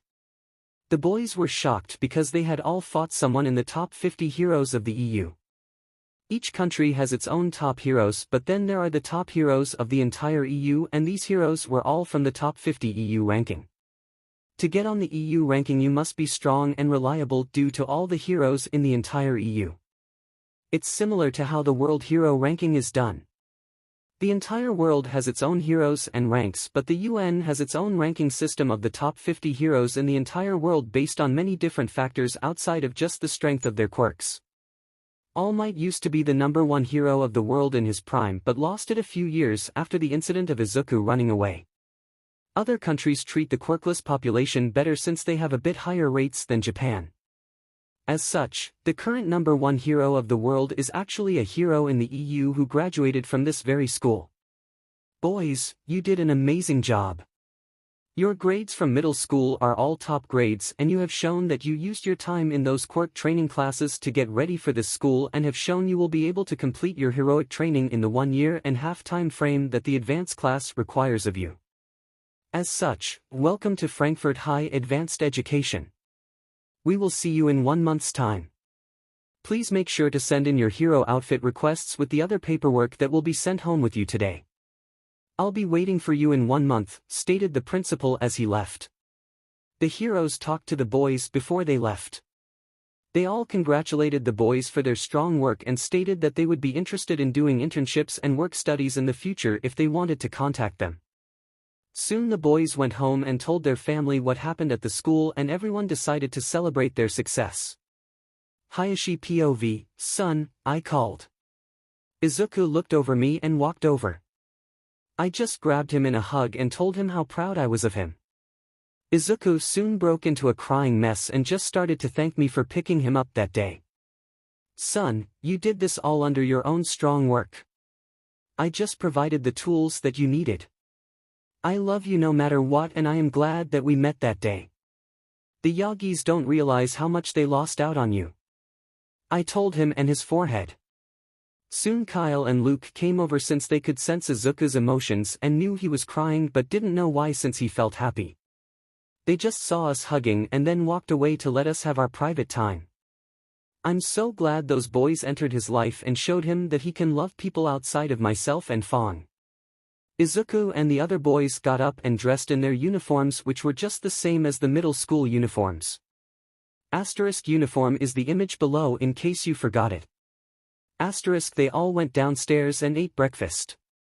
All of the parents arrived before they woke up since the kids had more or less started to sleep all the time in the Titan's tower with the 𝗵𝗃𝗍𝗧. 3. You all ready for your first day? Asked Kyle's parents. 11. You all ready for your first day? Asked Kyle's parents. Everyone responded that they were ready and were excited to start their hero careers. Soon everyone finished eating and set off to the elevator to go downstairs. Hisashi had called an agent upstairs and had them take pictures of all the kids with their parents and then a large family photo of everyone. I never thought I would have this large of a family when I met Izuku that day, Hisashi said. Everyone just laughed. You should love it since the dining room gets used quite a bit now, Izuku commented. Yeah brat, Hisashi said while ruffling Izuku's hair. After allowing the parents to get their pictures, the kids headed downstairs to the car and were driven to the school. Soon they all arrived at the school and entered. They looked at their schedule and it was split between education classes and physical and quirk training for their hero lessons. They found their homeroom class, which was 1S. Their homeroom teacher was the pro hero 𝗃𝗃, who had the ability to manipulate the time flow, which came in hand for powerful quirks that cause damage. It allowed the hero to undo the damage from quirks or injuries that people suffered due to battles or accidents. Overall, he couldn't undo a large amount of time, but he could undo up to 1 hour if the area is small or 10 minutes for much larger areas. 11. Overall, he couldn't undo a large amount of time, but he could undo up to 1 hour if the area is small or 10 minutes for much larger areas. 33. Image by Savannah Martinez. 3. The boys were sitting in the classroom waiting for their teacher to arrive and soon he entered. Welcome boys. I've been given information about you all and I just want to run down what I know and if there is anything you think that I should know so I don't offend you for some reason that I don't know about. 𝗃𝗃 said. Soon he went over everyone's file in class with their approval and soon arrived at Izuku. Izuku, your father Hisashi did explain to the principal and myself of your past for the most part. He didn't tell us who your biological family was but did explain everything that happened. The principal wanted me to ask some questions. What I want to know is, have you ever attended therapy or wish to attend therapy for the abuse and neglect you suffered in the past? 𝗃𝗃 asked. Overall, I think I am fine. When Dad first adopted me he did have me attend therapy for some time. However, Dad helped me greatly with my issues by providing me a stable home and family. Then I met Kyle and Luke, who later became my soulmates. They proved to me that they wanted me for myself and not just because of the bond. This helps me open my heart up more to other people and feel better about my abandonment issues and trauma. As such, unless I have an incident with my past family, I don't think I will have any problems. Izuku said. Kyle and Luke just gave Izuku one of their tails. The family realized after a few months of Izuku playing with their tails that Izuku had been using their tails as a grounding method to deal with his trauma. The Titan's therapist had approved of this method since they were his soulmates and could sense his emotions. It provided a perfect grounding method via him touching and feeling their fur, which kept his senses focused on the present and not the past. The teacher asked some other questions and got a good understanding of everyone's relationships. Just to confirm. You are all friends.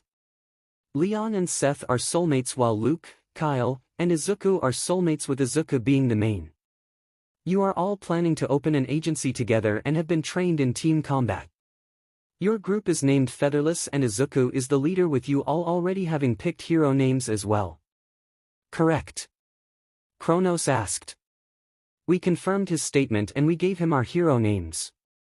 Izuku was Atlas, Luke was Storm, Kyle was Void, Seth was Tiger, and Leon was Vector.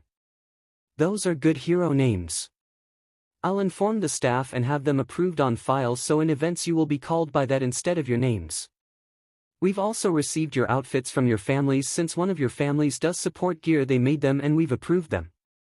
You will use them later. 𝗃𝗃 said. It seemed we had things further planned than he thought we would.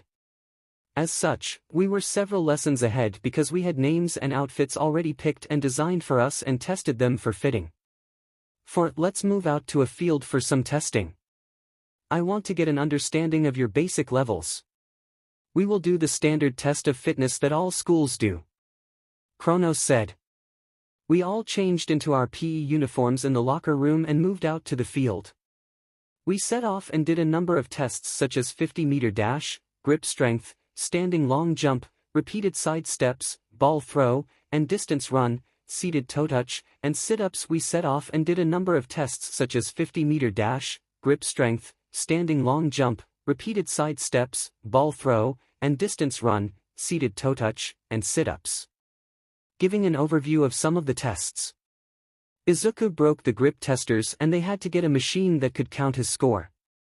They found out that Izuku at his current limit of 400% could break their biggest test machine they have made to even withstand All Might at his prime. The teacher was shocked due to the machine snapping like a twig. Kyle just traveled by shadow to the end of the 50-meter dash and the other tests. Others used their transformations or quirk to blow through the other tests as well. The teacher was stunned since everything came out as top scores for pretty much everything. No point in grading this anymore, muttered 𝗃𝗲. Everyone just laughed a bit before the teacher had them do stamina training for the rest of the day. Let's just do stamina training since I need to rework some lessons to fit your higher skill levels, so no point in doing something you clearly have the skills to do and teamwork isn't going to be an issue for you either, 𝗃𝗲 said as he had them just run around the track until they got tired. 10 UE 3rd POV, Izumi and the 𝗵𝗃𝗀𝗁 twins woke up for their first day of UA. They all walked to the school together and arrived in class 1A. They saw a few other students in the class. Kasumi replaces 𝗵𝗃𝗃. After about 10 minutes everyone was in the classroom talking for a bit when a yellow sleeping bag pulled in. Sit down. You've wasted 10 seconds. That's illogical since time is precious in hero work, stated the yellow bag. Everyone was just shocked but sat down. Take these PE uniforms and go get changed and meet me out on the track field, Eraserhead said after he introduced himself as 𝗧𝗏. Soon everyone had changed and found themselves outside. 10. We are doing a quirk assessment test. I want to see where everyone sits currently, stated 𝗧𝗏. 𝗬𝗏𝗧𝗟𝗏 asked why they weren't in the assembly and 𝗧𝗏 said he could run his class how he wanted. He called Katsuki up and did the first test, which made Ishido say how fun it would be. Fun. Fun. Heroics isn't about fun. However, if you want fun then fine. The last person on the test will be judged to have no potential and I will expel them from my class. 𝗧𝗏 stated. This just caused everyone to freak out and 𝗬𝗏𝗧𝗏 to say that wasn't fair because they all worked strong to get in UA. Fair. Natural disasters aren't fair, villains aren't fair. How people treat quirkless people isn't fair. Was it fair for Izuku Yagi, the son of All Might, to be neglected by his family and abused by the staff and fellow class members in his childhood, which drove him to run away from home because he was just quirkless? He's never been heard from again and was declared dead by the police without a body ever being found, and that was when he was only a little child. So please, do tell me how this test isn't fair. 𝗧𝗏 said. He's always been about how much this society placed importance on quirks and was off when All Might started to teach this year. Everyone became silent after that statement from 𝗧𝗏. Izumi, Katsuki, and Kasumi just looked down in shame, which 𝗧𝗏 noticed. Good, looks like they actually show regret, thought 𝗧𝗏. 12 soon. They went through the tests and they had the final results back. Yaoyorozu in first, Todoroki second, 𝗵𝗃𝗀𝗁, Katsuki third, Yagi in fourth, 𝗵𝗃𝗀𝗁, Kasumi in fifth, and last was Hagakure in 21st place. Yeah, got to cut one person. I still don't get how she did better than Izuku in canon due to all of his training. Hagakure, you are removed from 1A. You will be transferred to general studies since you have a bit of potential, so you can attempt to get back in during the sports festival. 𝗧𝗏 said. Everyone was shocked because they thought he was just joking about getting rid of someone. Once she had left, he then looked at Izumi Yagi, Katsuki and Kasumi 𝗵𝗃𝗀𝗁. You three. All of the staff know of your history and know the hand you played in Izuku Yagi's life. You already know that you three are on thin ice, so be warned right now, I will expel you if you screw up on something big. 𝗧𝗏 said with a glare before he dismissed the class to get their papers from the classroom and allowed them to go home for the day. 16. The rest of the class wondered how they had a hand in the Yagi case since it was so big. The three friends could feel everyone's gaze and knew they needed to tell them about it. I know you all want to know what he meant. So, I'll tell you. These are Kasumi and Katsuki Bakugo and I'm Izumi Yagi. I'm the younger sister of Izuku Yagi. We were idiots and treated my brother horribly when we were younger. We bullied him verbally and physically with the rest of our classmates at the school we used to go to when we were younger. This played into the reason he ran away from home. Due to our age at the time and the fact that the teachers never corrected our behavior in school, we were placed on probation here at UA, and any major screw-up will result in our expulsion. We also are required to attend anger management and therapy since we were younger and have to stay in it during our time at UA. Any questions? Izumi asked. No one really knew what to say about it. They were all shocked. If you ever have questions in the future you can ask. I won't hide what I've done, Izumi said before walking away to go change. The Bakugo twins followed her and changed as well to go home. This brought the end of their first day of hero school. It was now the following week for Izuku and his group. They were told that they would be doing a battle trial and their group would be fighting another group but wouldn't be told who it was. This was to avoid them trying to find information about their opponents since they wouldn't always have information available in the field. As such, the school refused to get them into such a habit of expecting information. Soon Izuku and his group had changed into their outfits. Izuku, 13 Luke, Kyle, 2 Kyle, Seth, 3 Seth, 2 Leon, 10. Their outfits were made to fit them and their quirks. Izuku had technology built in that his suit would absorb solar energy for him at a faster rate and directly go into his both via his passive trait. Under the green armor parts and the cape was a black armor that helps protect Izuku from attacks. The green sections had the absorption technology built in them while providing some defense, but the main defense was via the black armor.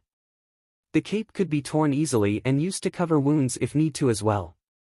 Kyle and Luke's outfits fit their fox fur colors while being able to transform with them in their half-human and full transformation states. It proves some basic defense to them and serves as a way to help them cover their fur from some attacks while in a half-transformed state. Seth's uniform was a large white overcoat that provides him overall defense against most blunt or sharp attacks and has some resistance to elemental attacks.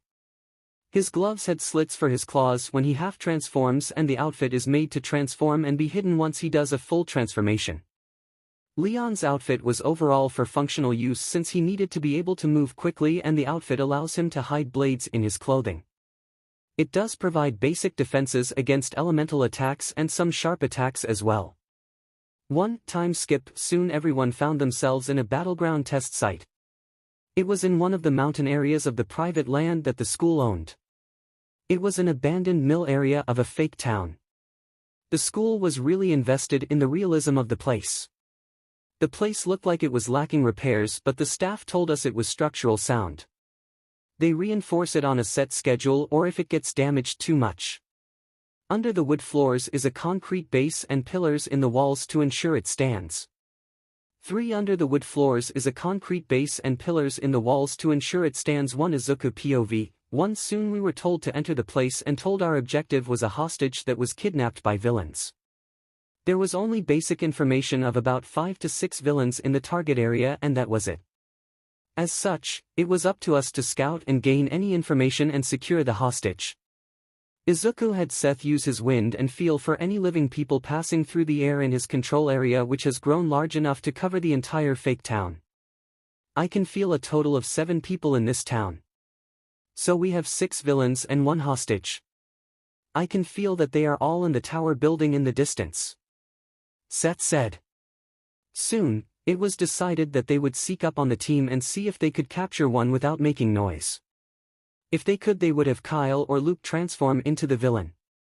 Seth and Leon would act as backup and Izuku would attempt to throw a shield on the hostage until Kyle could transfer them out via shadow travel. Once the hostage was gone, they would attack the villains and Leon and Seth would defend the hostage. About 5 minutes in, they waited and they had a villain walk by their hiding spot. Kyle and Luke captured him via their tails so he couldn't make a sound with his mouth covered. We quickly knocked him out and 𝗂𝗃 transformed into the villain. We tied the villain up and hid him in our spot before we moved on. About 2 minutes later we found another villain that asked 𝗂𝗃 why he was off his patrol. 𝗂𝗃 just made some excuse up as he got close and attacked the other person before he could respond.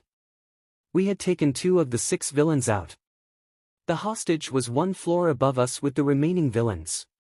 We followed directly behind 𝗂𝗃 and he entered the room while leaving the door open.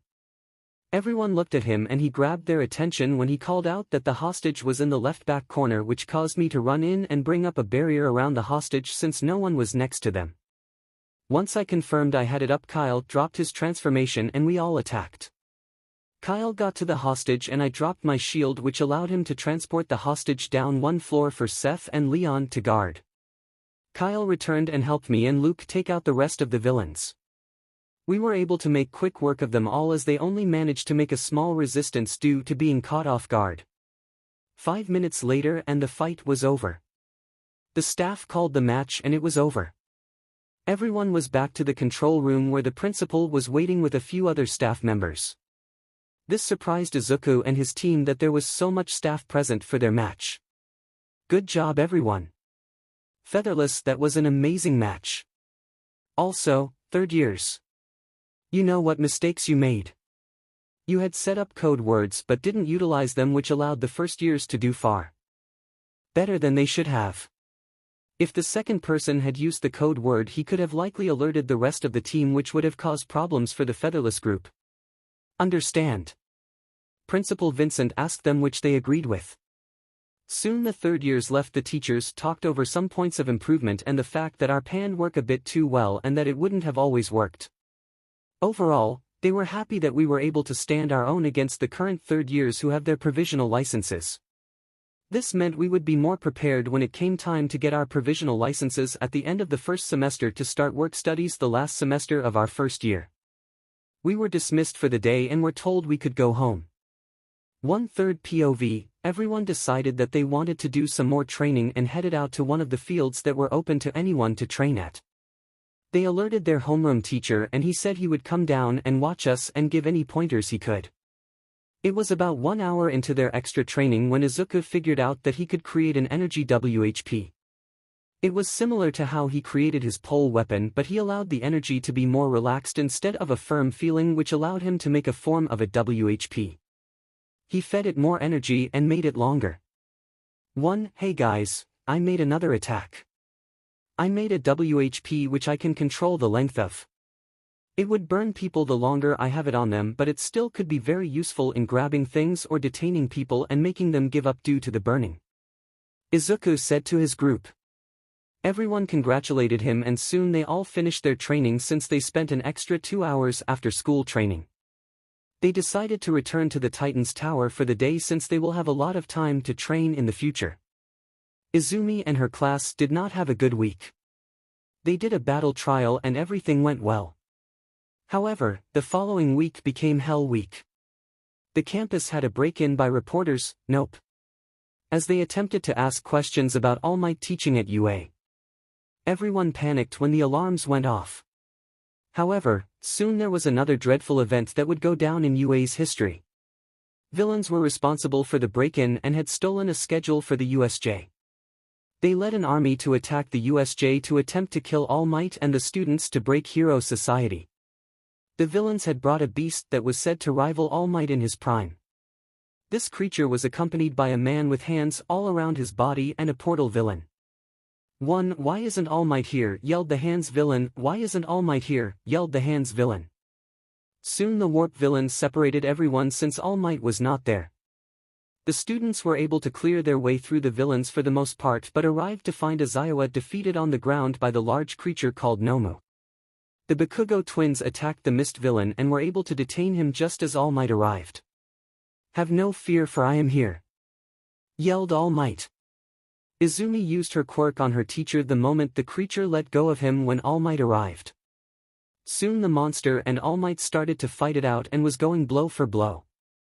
However, soon All Might knocked it out of the building but was exhausted. He wasn't at his limit but would have trouble fighting a prolonged battle for a while. As the villains were getting ready to rush All Might, the rest of the staff arrived and saved them. The villains retreated and All Might got up and took the two teachers to the hospital where he would be able to release his form. It would become a media storm on how the UA building was invaded and attacked by villains that risked the students' lives. Overall, the students would push through the week and return to school to find their teacher there like a mummy. 3. FHAE Germany 3rd POV. It was time for the sports festival for FHAE. Unlike UA's festival, it isn't a public event. The event is recorded and open for pro heroes to access on the EU's Hero Commission website. Heroes are allowed to attend the event in person or families can attend the event, but otherwise, it's a private event. This is to limit how much knowledge gets to villains. The tournament ground is a bit older arena that is in Roman-style construction. 19. The tournament ground is a bit older arena that is in Roman-style construction. 22. The festival is broken up into a few parts. The main section though is a tournament-style battle between opponents.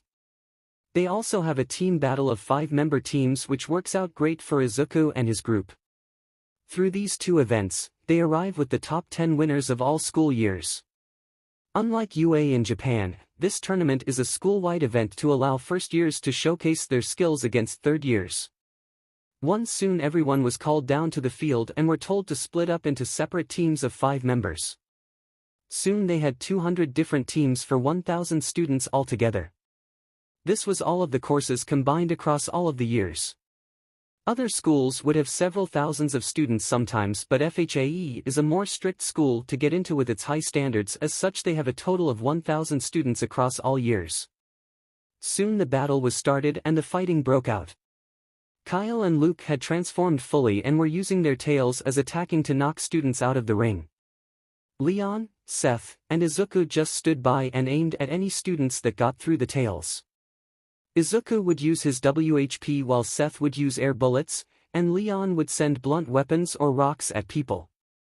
3. It took about 30 minutes for the numbers to drop down to a point where the next round would start.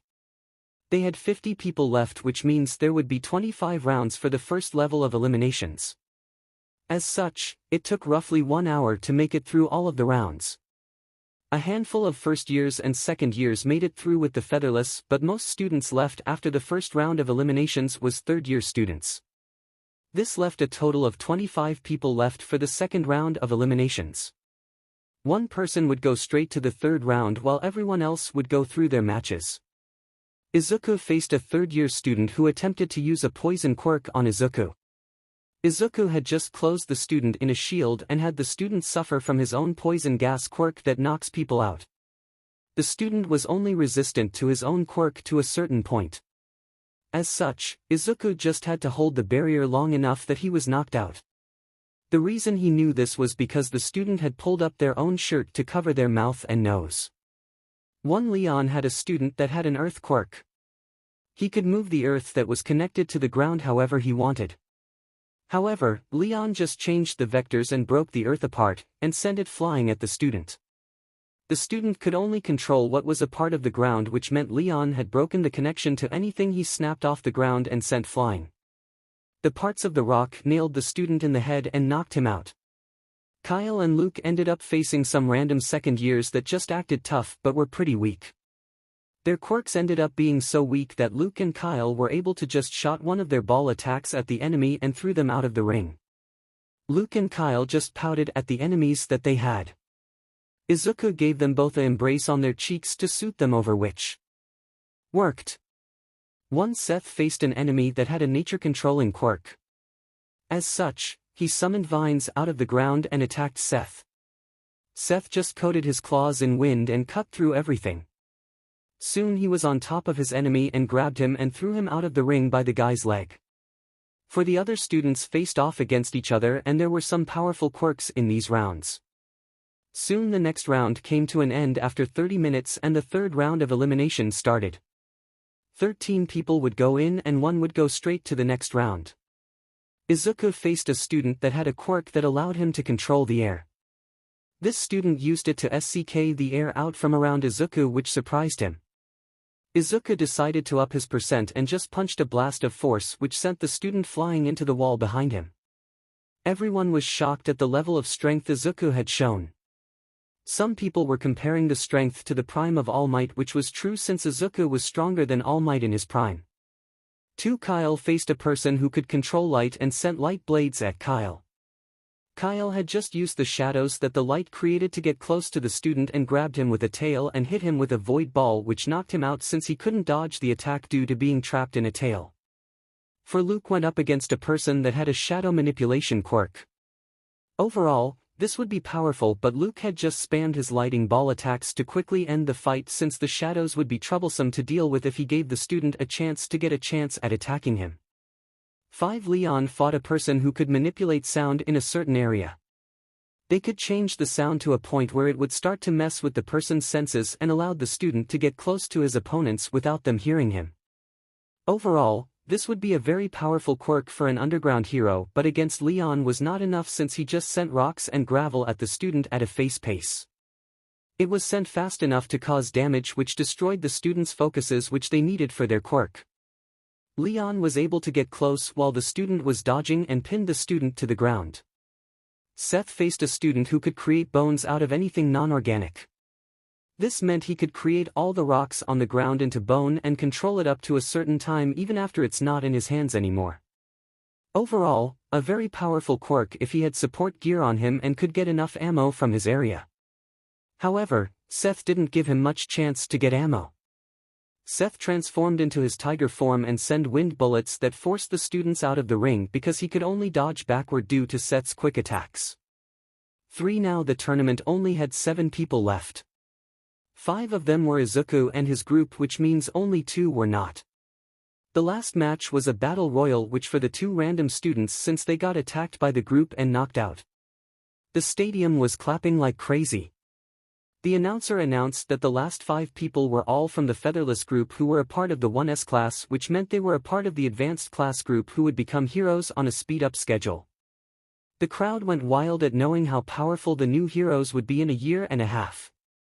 The announcer announced the hero names that they picked. Ladies and gents, please give it up for the Hero of Reliance, Atlas and his group, Tiger, Storm, Void, and Vector, yelled the announcer.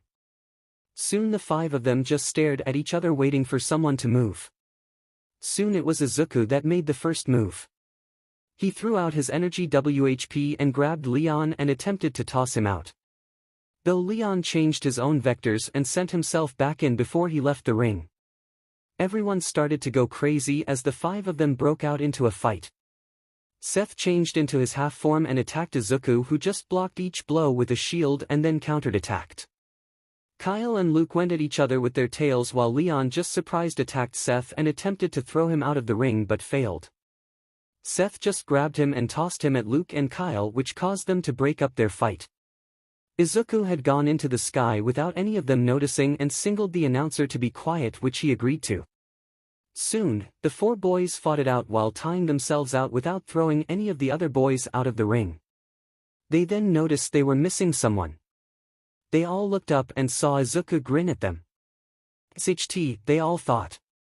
Izuku just dropped down and landed a kick on the ground between them, which sent them all backward. Tiger is out, yelled the announcer, which made Tiger look down and noticed he had taken 1 step too far and landed outside the ring. Leon attempted to attack Izuku with Luke and 𝗃𝗁𝗃, but Izuku just grabbed him with his energy WHP and tossed him into the air. Izuku then created a blast of air to throw Leon up higher for a few moments.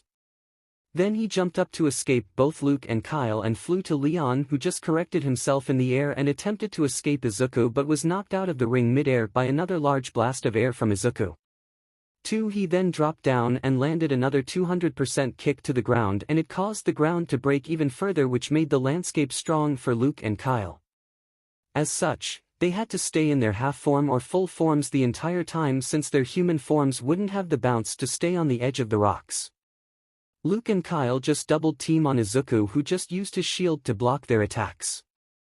"Nice try, my lovely kitsune," Izuku said. "Nice shield, little Sunday," they both said. Izuku then waited for them to make a move, but they weren't going to. As such, Izuku dropped the shield and charged at Luke. Kyle came charging behind him, but right when Izuku got close to Luke, he did a backflip over Kyle and did a 100% punch to create a wind force that sent Kyle into Luke, which knocked them both out of the ring since they were close to the edge. "Winner Atlas," yelled out the announcer. The audience just broke out into cheers. For a time skip, third POV, soon the medals were given out to the top 10 placers from across the entire school, with the top 5 spots going to the featherless group. This would make a splash in the media because an entire group never has made it to take the entire 5 top spots for the entire school-wide festival.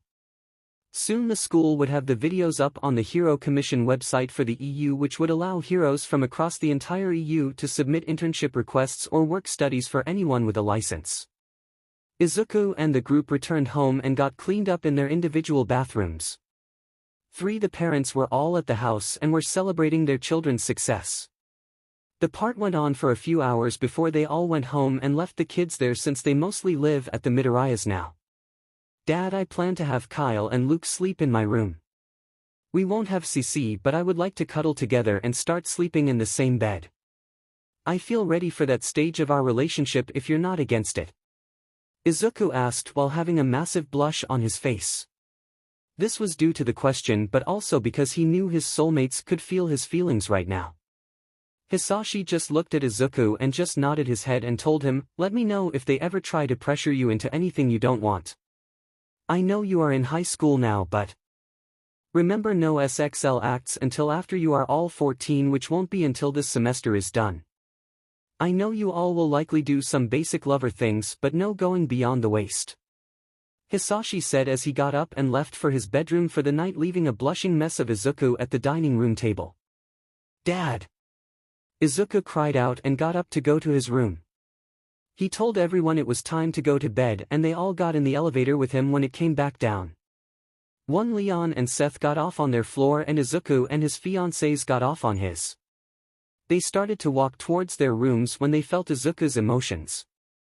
"Izuku, what's wrong?" they asked as they turned around because they felt his embarrassment and nervousness. They saw he had a huge blush on his face as he said, "I want you to sleep in my room tonight, please. Dad knows you will be," Izuku said while hiding his face with his hands. Both Luke and Kyle blushed strong and were nervous wrecks as well from what Izuku could feel. "As long as you're okay with it," Luke said as he ran into his room to change to nightwear. Kyle quickly did the same and came back. "Tell us if you ever get uncomfortable and we will go back to our rooms. Even if it's at 5 a.m. "Okay," Kyle said. Izuku nodded his head as he grabbed their hands and led them into his room. Izuku nodded his head as he grabbed their hands and led them into his room. Izuku just closed his blinds and had the TV come down from the ceiling. He turned it on to the news and they saw it talking about their group and their hero name. Their pictures weren't released since they didn't have provisional licenses yet nor were on internships, so we were still protected by the law a bit. Izuku sat in the middle of Luke and Kyle and they had just snuggled up against him. They transformed into their half-state and gave Izuku a tail each to play with. "Thank you. You help ground me so often without realizing it. Sometimes I don't even realize it myself," Izuku said to his lovers. They just told him it was no problem and asked if he wanted them to sleep in their half-transformed state. "Only if you can sleep comfortably in it. Otherwise, no. The nightmares and flashbacks of my childhood are becoming rare nowadays. Your tails just became a habit for the most part now, and they are so soft and fluffy that I just enjoy playing with them outside of grounding needs," Izuku said. "We will see how well we sleep tonight since we have a few days off and don't have to be back to school until Monday. So we have 4 days off, so we can see how well we sleep over these days and go from there, okay little son?" Luke asked. Kyle just agreed with that and Izuku was happy.